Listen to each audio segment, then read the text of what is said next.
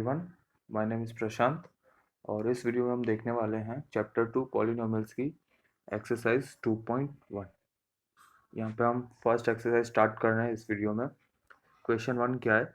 Which of the following expressions are polynomial in one variable and which are not? State reason for your answer. ठीक है, यहाँ पे बहुत सारे questions होंगे, बहुत सारे इक्वेशंस यहाँ पे आपको दिख रहे होंगे। हमें यहाँ पे दो कंडीशन सेटिस्फाई करनी है। पहली कंडीशन ये सेटिस्फाई करनी है कि वो पॉलिनोमियल होना चाहिए। दूसरी कंडीशन ये सेटिस्फाई करनी है कि वो पॉलिनोमियल इन वन वेरिएबल होना चाहिए। ठीक है, तो यहाँ पे हमारे पास 5 इक्वेशंस हैं। वन बाय वन एक एक को देखते जाएंगे। ठीक है, सबसे पहले मैं आपको बता देना चाहूँगा कि पॉलिनोमियल की डेफिनेशन क्या है।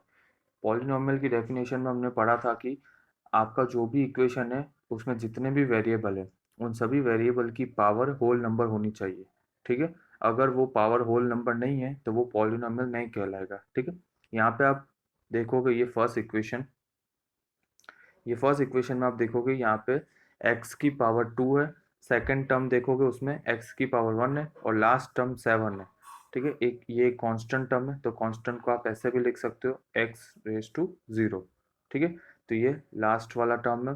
ठीक है, तीनों टर्म में देखेंगे x की पावर, लास्ट वाले टर्म से स्टार्ट करेंगे। लास्ट वाले टर्म में x की पावर 0 है, जो मिडल टर्म है उसमें x की पावर 1 है और जो फर्स्ट टर्म है उसमें x की पावर 2। ठीक है, तो ये तीनों पावर होल नंबर में है, मतलब ये इक्वेशन पॉलिनोमियल कहलाएगा। ठीक है, पॉलिनोमियल ये कहलाएगा। क्वेश्चन की दो कंडीशन है। यहाँ पे जो क्वेश्चन है उसमें पहली कंडीशन ये है कि वो पॉलिनोमियल होना चाहिए। दूसरी कंडीशन ये है कि वो पॉलिनोमियल इन वन वेरिएबल होना चाहिए। यहाँ पे आप देखोगे यहाँ पे सिर्फ x ही एक वेरिएबल है और कोई वेरिएबल नहीं है। ठीक है, तो ये हमारी दोनों कंडीशन को सेटिस्फाई कर रहा है, तो इसलिए हम यहाँ पे लिखेंगे सॉल्यूशन में कि yes this is a polynomial in one variable x। ठीक है, सेकंड इक्वेशन देखेंगे यहाँ पे y square plus under root 2। Polynomial की डेफिनेशन क्या करती है? सिर्फ वेरिएबल की पावर देखनी है आपको। ठीक है, यहाँ पे आप सिर्फ वेरिएबल की पावर देखनी है। यहाँ पे जो कांस्टेंट होगा उसकी पावर कुछ भी हो सकती है। जैसे यहाँ पे अंडर रूट 2 लिखा हुआ है तो 2 रेज टू 1/2। ठीक है, 1/2 होल नंबर नहीं है, लेकिन वो कंडीशन है ही नहीं। पॉलिनोमियल की डेफिनेशन क्या है? जो भी वेरिएबल है, ठीक है, जो भी वेरिएबल है उसकी पावर होल नंबर होनी चाहिए। तो यहाँ पे जो वेरिएबल है y, उसकी पावर है 2, वो क्या है? होल नंबर है। ठीक है, यहाँ पे जो 2 है वो होल नंबर है, मतलब ये जो इक्वेशन है ये पॉलिनोमियल तो है। अभी फर्स्ट कंडीशन सेटिस्फाई हो गई। सेकंड कंडीशन क्या थी हमारे क्वेश्चन की?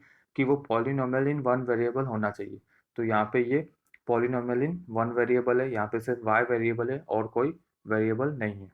ठीक है, तो यहाँ पे भी हम सॉल्यूशन लिख लेंगे polynomial in one variable. Third question है हमारा 3 √t प्लस t√2। ठीक है, यहाँ पे आप वेरिएबल देखोगे t, √t लिखा हुआ है, तो अगर इसको मैं सिंप्लीफाई करूँ तो t⁻1/2 होगा।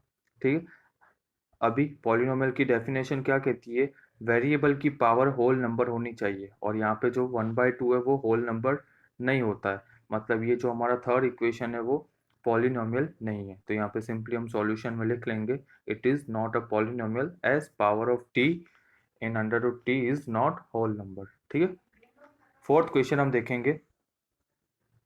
फोर्थ क्वेश्चन हमारा ये है y+2 / y।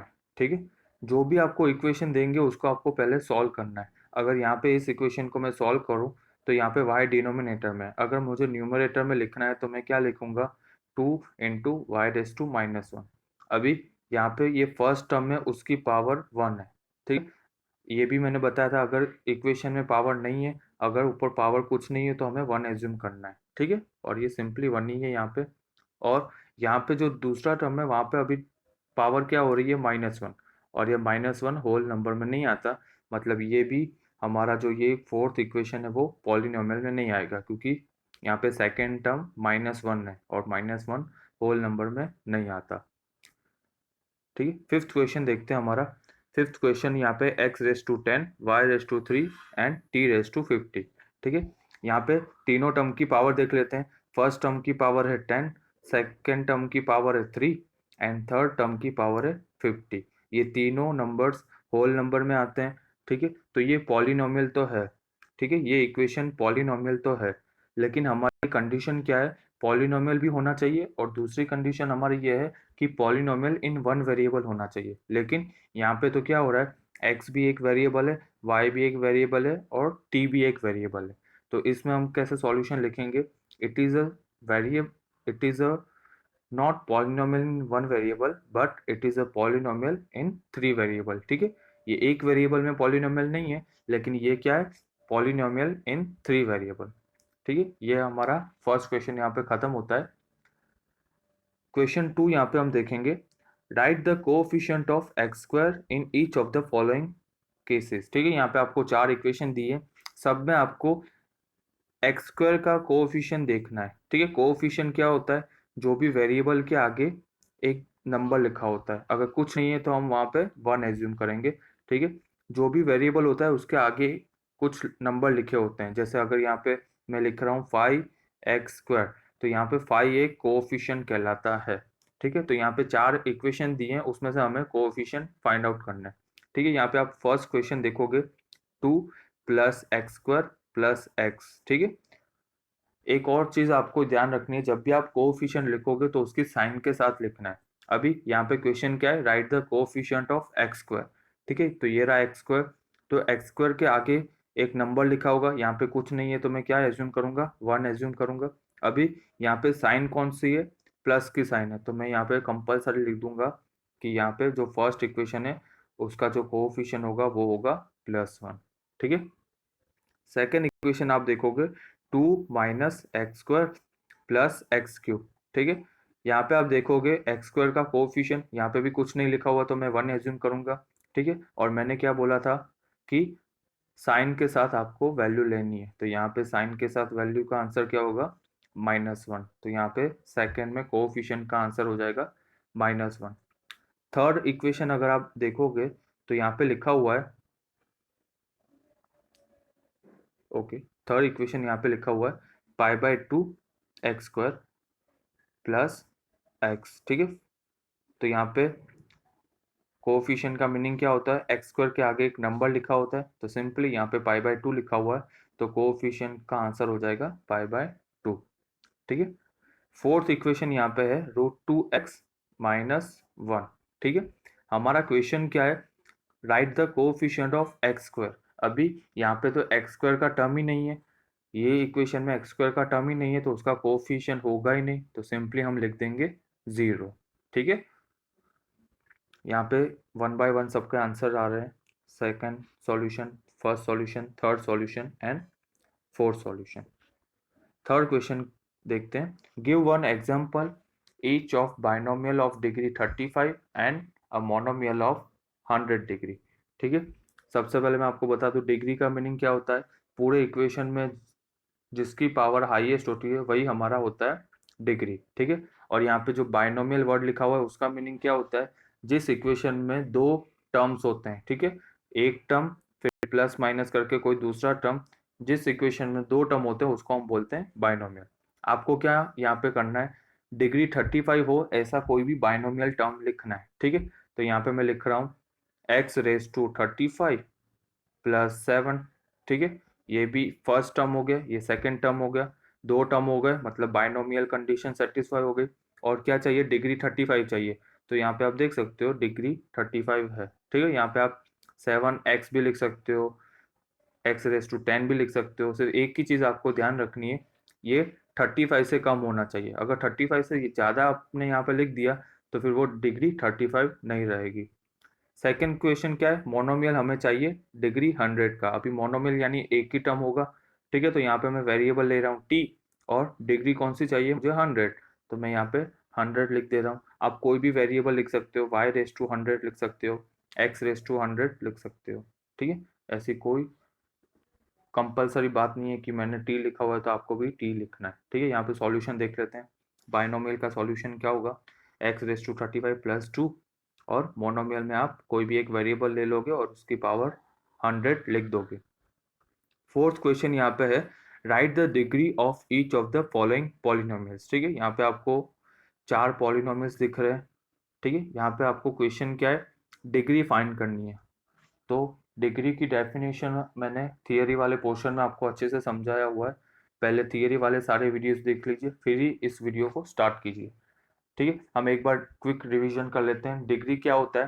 पूरे इक्वेशन में जो भी वेरिएबल्स होते हैं, उन सभी वेरिएबल्स में से जिस वेरिएबल की पावर सबसे ज़्यादा होती है उसी को हम बोलते हैं डिग्री। ठीक है, तो यहाँ पे आप फर्स्ट इक्वेशन देखोगे 5x³ + 4x² + 7x। ठीक है, तो यहाँ पे थर्ड टर्म है उसकी पावर 1 है, सेकेंड टर्म है उसकी पावर 2 है, और जो फर्स्ट टर्म है उसकी पावर है 3 है। तो 3, 2 और 1 इन सब में से हाईएस्ट पावर है 3, तो यहाँ पे डिग्री हो जाएगी 3। तो फर्स्ट इक्वेशन का आंसर हो जाएगा degree is 3 because power of x is 3।